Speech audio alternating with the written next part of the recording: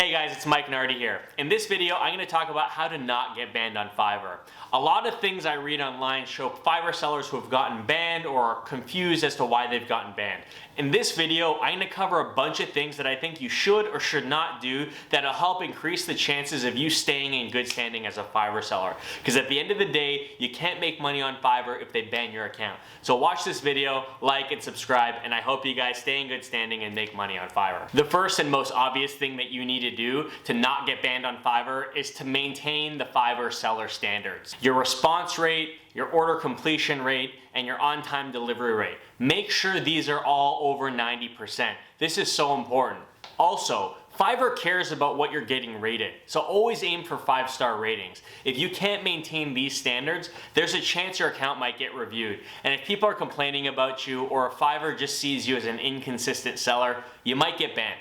The second thing you need to make sure you're doing to avoid getting banned is do not communicate with buyers off of the Fiverr platform. I've had so many people write me saying, hey Mike, how do I take this Fiverr client and make them my own personal client off the platform? The answer is don't do it.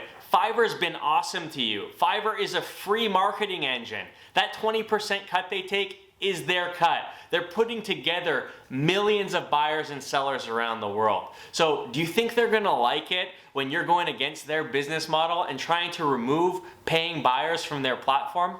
No. Communicate with your buyers through Fiverr chat and Fiverr chat only. Not phone, not email, not Skype, not WhatsApp. Fiverr chat. If you're having trouble getting your buyer to explain what they want from you in Fiverr chat, they're probably not the right buyer for you and you probably don't want to work with them anyways. And if you're having trouble explaining your services to them on Fiverr chat, you need to look at your services and do a better job explaining them. But don't message them on a platform outside of Fiverr. Trust me, they're gonna find out and Fiverr's gonna ban you. Just don't do it. The third thing you should be doing or not doing to make sure you're not getting banned on Fiverr is don't try to take Fiverr clients and pull them off the platform. I know this is similar to messaging them off platform, but Fiverr wants buyers and sellers to work on their platform. If they find out that you're trying to pull buyers from Fiverr and channel them to your personal business, they're not gonna like it and they're gonna ban you. It's fine that if you want to start a business or a personal business off Fiverr, that's fine and you can do it, but make sure you're finding your own clients. Do your own marketing. It's gonna be tough, but that's why we're on Fiverr, right?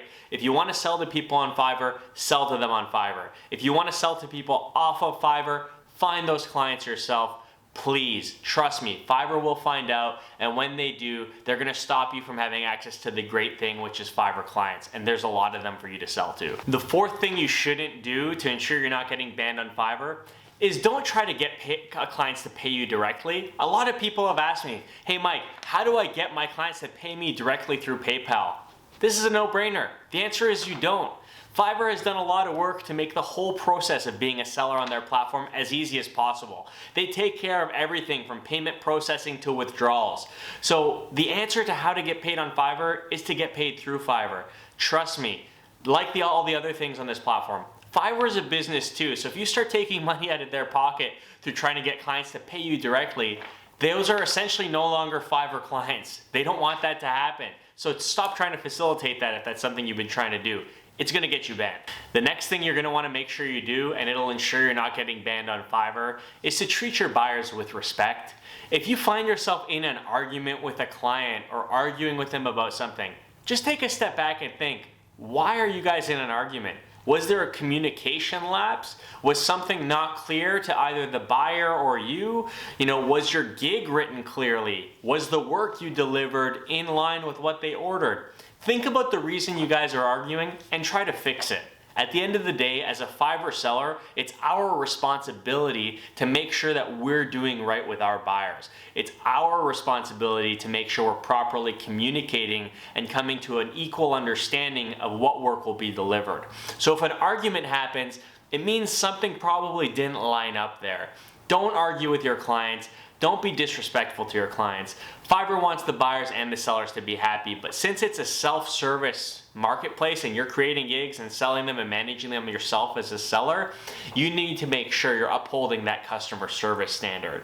So don't treat your clients with disrespect. they can report you, they can, submit a case with Fiverr support, and once that case is reviewed, I doubt Fiverr is going to look favorably on sellers who are, getting into disagreements, disrespecting and arguing with their clients.